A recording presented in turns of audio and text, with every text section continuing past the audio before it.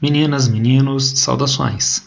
Vamos dar continuidade com os nossos estudos de atualidades e aprofundamento. Eu já fiz para vocês uma aula sobre uma série de comparações entre, primeiramente, Brasil e China no que diz respeito ao tratamento da pandemia, os cuidados da pandemia, fazendo o comparativo desses dois países, primeiro porque a China foi o lugar onde a pandemia supostamente teria começado e o Brasil, nosso lar, onde a pandemia chegou bem mais tardiamente, para nós chegarmos à conclusão, as conclusões, se tal ou qual governo agiu de forma mais ou menos adequada. E na sequência nós vimos essa mesma apresentação, está disponível aqui no GeoVest, está disponível no YouTube, a comparação na geopolítica mundial entre de um lado a China e de outro lado os Estados Unidos, as duas maiores economias, as duas maiores potências mundiais. Já se passaram algumas semanas desde aquela apresentação, então vale a pena nós atualizarmos novamente esses dados, essas informações, geopolítica e Covid-19, tensões atualizadas, tensões aceleradas, atualizando essas tensões. Covid-19, China versus Estados Unidos, é quase um resumo dessa apresentação anterior que a gente tinha feito. Nos Estados Unidos, negligência na implantação de soluções para a crise de saúde.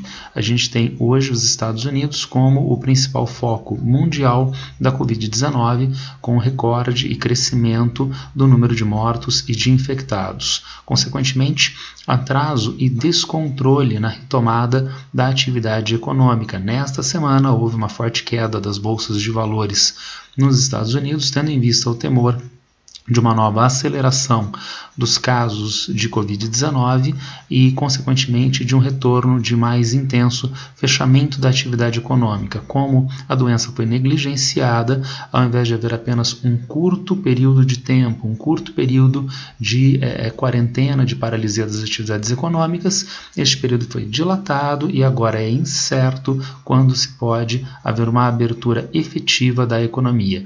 Além disso, continua havendo as práticas de isolacionismo com o congelamento indefinido de recursos dos Estados Unidos, a OMS, lembrando que os Estados Unidos são o maior doador individual para a Organização Mundial da Saúde. Em contrapartida, do outro lado, nós temos a China com soluções evidentemente mais eficazes para a crise pandêmica. Há todo um temor na China, todo um temor hoje no Extremo Oriente de uma segunda onda, inclusive já houve novos casos de Covid-19 em Pequim e com necessidade de fechamento de áreas da cidade. Mas até agora a China tinha provado uma forma muito mais eficaz de tratamento da doença e, consequentemente, tendência de estabilidade política. Então os temores de padrões de tensão dentro do Partido Comunista Chinês até agora não se evidenciaram. Retomada econômica e da atividade geopolítica mundial, e por sinal a China é um dos poucos países, talvez a única grande economia mundial, que não deve fechar o ano no crescimento negativo. Há quem estime de forma otimista 5% de crescimento para a economia chinesa, mas dados mais realistas 1% de crescimento, o que seria bastante melhor do que no mundo ocidental, países como países da integração europeia, como a Alemanha, os Estados Unidos e aqui o Brasil, que devem ter retração da atividade econômica, crescimento negativo do PIB na faixa de 8-10% ao longo de 2020. Vamos ver se realmente isto é uma tendência para a China na atualidade? Vejam esse gráfico de fundos negociados nas bolsas de valores na Índia, em Taiwan, na China, na Coreia do Sul e o SP500 dos Estados Unidos. A queda mais forte até março e depois uma retomada destes fundos nas bolsas de valores destes países. Mas quais fundos estão liderando? Os fundos americano e chinês, com o chinês à frente e com uma retomada mais acentuada e, portanto, a confiabilidade do mercado junto a esses fundos na bolsa chinesa é evidentemente mais elevada. Vendas no varejo.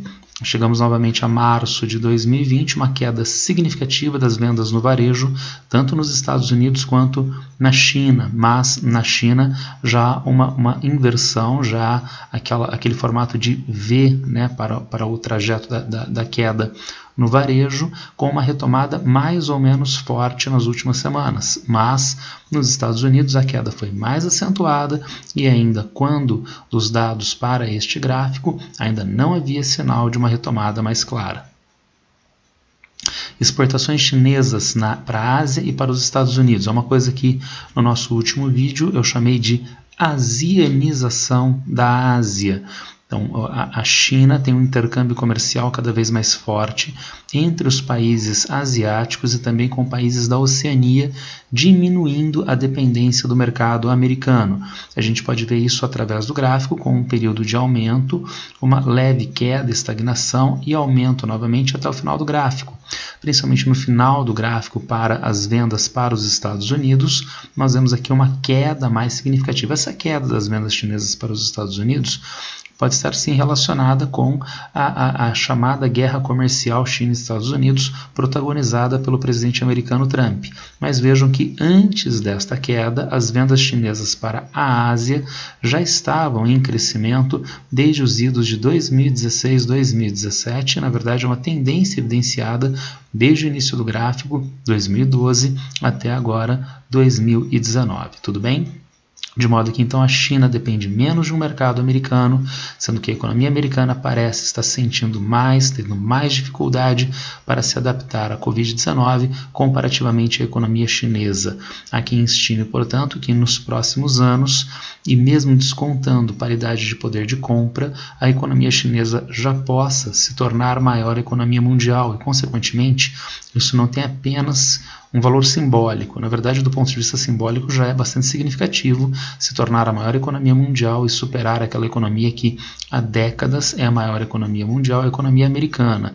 Mas isso tem um valor prático, porque o mundo demanda, por exemplo, investimentos, o mundo demanda mercado consumidor.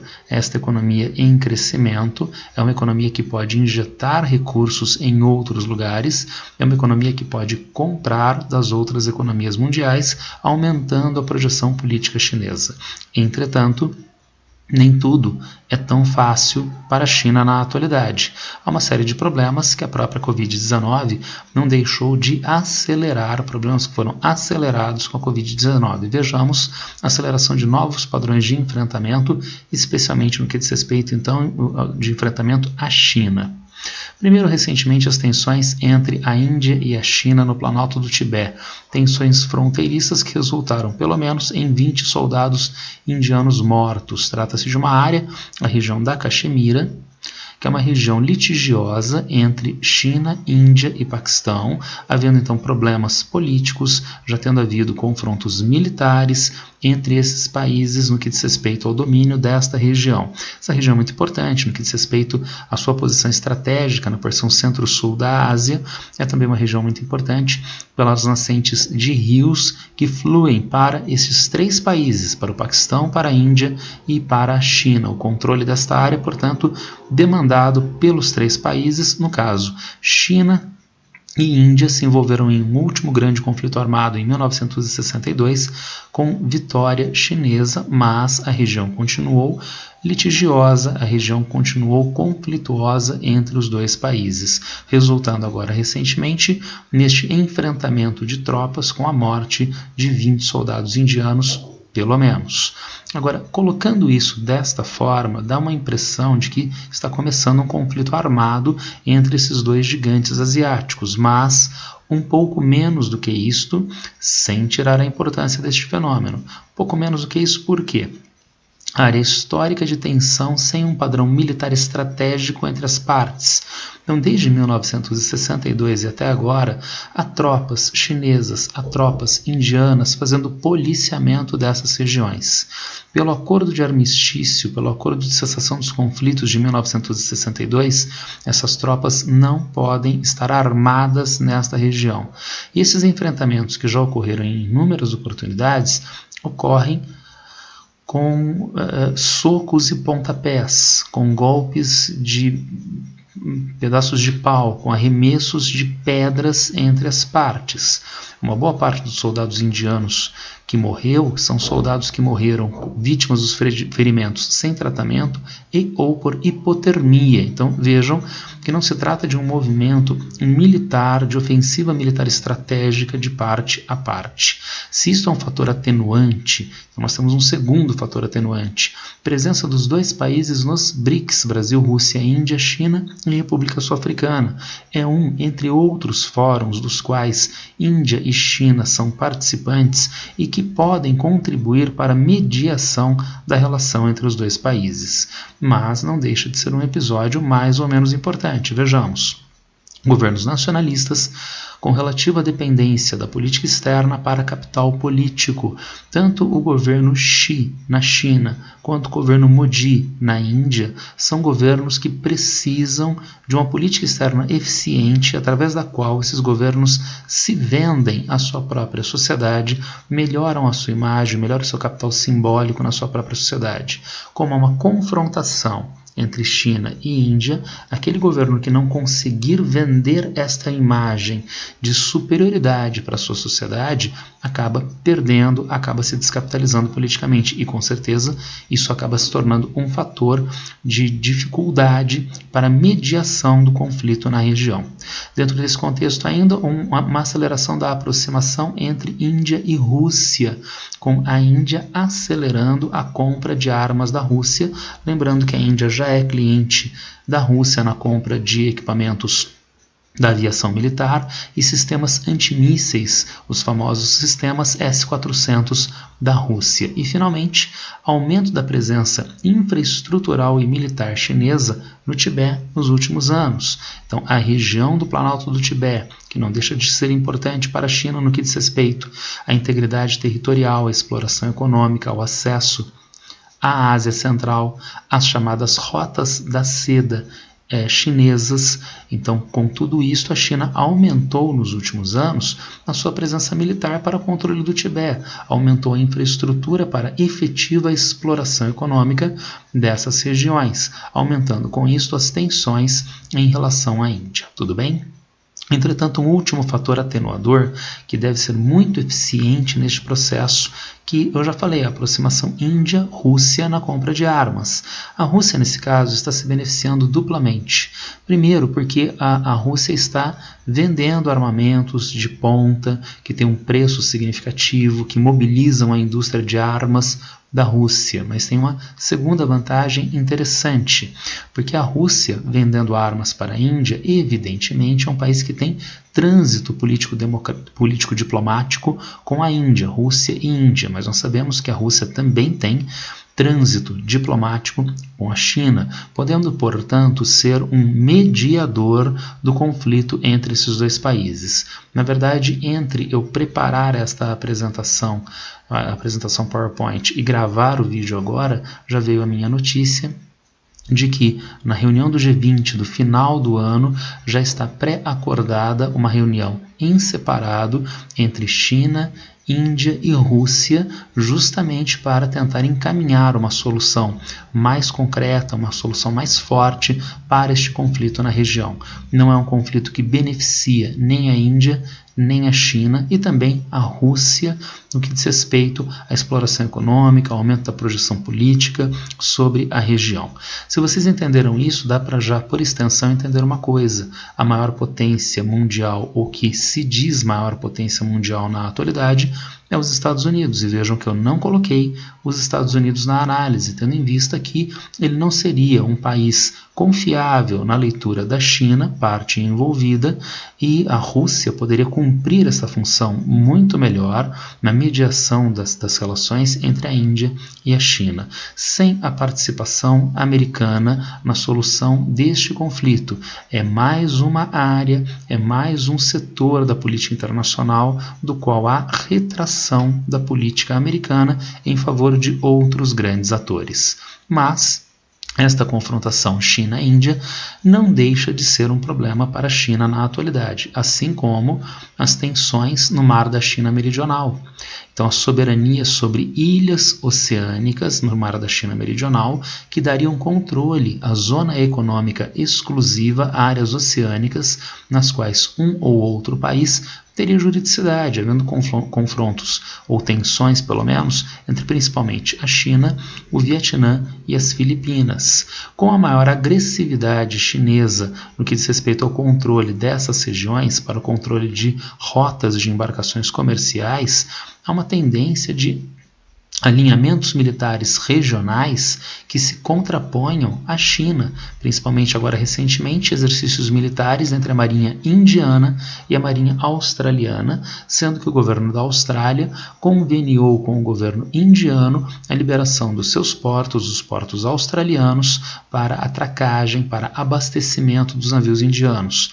Isso tem um valor material, logístico, mas tem um valor simbólico de evidenciação de união entre duas marinhas de guerras mais ou menos importantes, a australiana e a indiana, que evidencia esse temor em relação à China. Há, portanto, com base nos episódios da Índia e da China na fronteira, na região do Planalto do Tibete, com base nos episódios de tensões entre China, Vietnã, Filipinas, no mar da China meridional, nós temos então um limite do soft power chinês, que nós vimos no slide, nós vimos na apresentação anterior, no vídeo anterior, a ideia de a China se colocar não através da imposição, da pressão diplomática, da pressão política, da intervenção militar, mas através de formas que sejam validáveis, que tenham valores universais, que deem facilitação para o exercício de poder chinês junto a outros países. Aumentando estes padrões de confrontação, é mais difícil para a China continuar exercendo essa lógica do soft power. Dentro desse mesmo contexto, agora trazendo as tensões para o território chinês, as tensões em Hong Kong.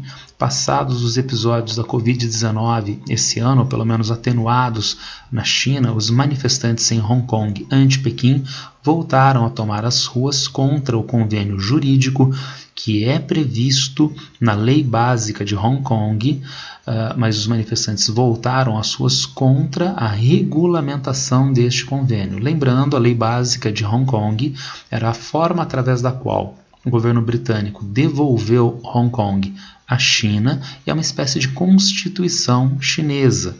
A lei básica prevê acordos jurídicos entre o governo de Hong Kong, entre as autoridades de Hong Kong e as autoridades chinesas que têm soberania sobre Hong Kong. Mas uma coisa é o artigo constitucional, é o artigo da lei básica. A outra coisa é a lei que vem a operacionalizar este artigo, que estava por ser operacionalizado, transformado em legislação ordinária nos últimos 2 a 3 anos, mas constantemente sob pressão destes manifestantes. Claro que pensando no termo guerras híbridas, no conceito de guerras híbridas, há claros interesses estrangeiros em que diz respeito ao fortalecimento desses manifestantes numa tentativa de enfraquecimento do governo chinês. Porém, China, tendência de relaxamento e acomodação com as autoridades de Hong Kong. Há uma tendência de um nível de detalhamento mais acentuado nessa legislação de convênio jurídico que faça com que a acusação dos manifestantes de potencial uso político contra manifestantes anti-China não possa ser efetivada, seja esvaziada, esvaziando, portanto, o aspecto fundamental dos protestos. É uma tentativa, portanto, de deslegitimação da China junto a estes manifestantes. E, finalmente, a Península Coreana. Nós estamos novamente fora do território chinês, mas em uma área que tem um padrão de tensão crescente nas últimas semanas e junto a um país que é fronteiriço com a China e é um país aliado da China, a Coreia do Norte. Nova escalada de pressões diplomáticas da Coreia do Norte. Recentemente, a Coreia do Norte literalmente explodiu um prédio com escritórios que funcionavam como um recurso institucional de aproximação entre as duas Coreias, de regularização da relação entre as duas Coreias. Desde a Covid-19, o prédio estava abandonado e, portanto, esse processo estava paralisado. E agora, numa demonstração de força, a Coreia do Norte literalmente explodiu o prédio. Agora, por que dessa explosão?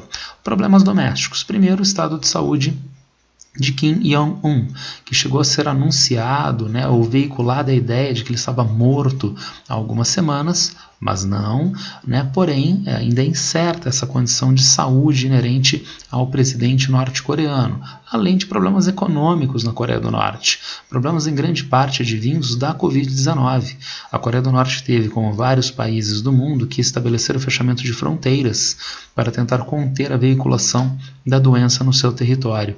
Consequentemente, a muito pequena economia norte-coreana passou a ter mais problemas devido à falta de fluxos turísticos no país. O turismo mobiliza uma grande quantidade de recursos na atualidade. Agora, para economias pequenas, como é o caso da economia cubana, como é o caso de economias da Europa Oriental, como é o caso da economia norte-coreana, esses fluxos turísticos são fundamentais para a atividade econômica. Mas, e ainda derivando da ideia de fechamento de fronteira, de dificuldade de trânsito externo de não apenas pessoas, mas de mercadorias, desabastecimento de insumos agrícolas e redução da importação de alimentos, criando um problema de desabastecimento a partir da própria agropecuária norte-coreana e também da potencialidade, que agora está enfraquecida, de importação dos alimentos. Com desabastecimento de alimentos, riscos inflacionários que poderiam então se agregar ao problema político do estado de saúde de Kim Jong-un. Agora, como qualquer país do mundo poderia encaminhar a solução destes problemas? De uma maneira negociada a partir de entidades multilaterais mundiais, a FAO, a Unesco, o Banco Mundial e assim sucessivamente, estreitar relações com parceiros regionais e assim por diante. Mas a Coreia do Norte, nós sabemos, nos últimos anos, tem um padrão de política externa que é de maior agressividade. A Coreia do Norte não tem este padrão para efetivamente ser agressiva, não é um caráter, por exemplo, militar expansionista, mas para chamar a atenção do mundo, para levar o mundo a negociar e atender às demandas norte-coreanas. Trata-se de um processo muito perigoso, porque é o uso de forças militares no processo. Um erro de cálculo, uma forma mal encaminhada, começa um conflito armado entre grandes economias, entre grandes forças militares da região. Tudo bem? Era isso que eu queria passar para vocês hoje, uma espécie de atualização de alguns aspectos da geopolítica mundial, da geopolítica asiática, que estavam dados desde o nosso último encontro de atualidades e até agora. Eu vou deixar com vocês também no GeoVest os textos que eu usei para fazer a preparação desta aula. Vale a pena dar uma conferidazinha se quiserem mais um aprofundamento, tá certo? Se alguém ainda tiver alguma dúvida, alguma pergunta, por favor, me acessem através das redes sociais, do direct e do Messenger. Então, é isso por hoje, um abraço para todos e boa sorte.